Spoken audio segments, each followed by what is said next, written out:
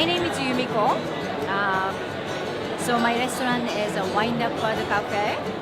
It's located on the College and Garden. And today I was making demo four kind of garlic caprese, garlic shrimp, and tomato and bocconcini, and ginger and garlic sauce, and basil paste. Oh, it's, people are really enjoying, and me too. What they like?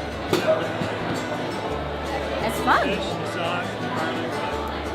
Fish and sauce and garlic, and we are making homemade black garlic, fermented garlic. So that's quite unique. Yes, we are sold out, but we still have a white fish sandwich. So please come get our sandwich.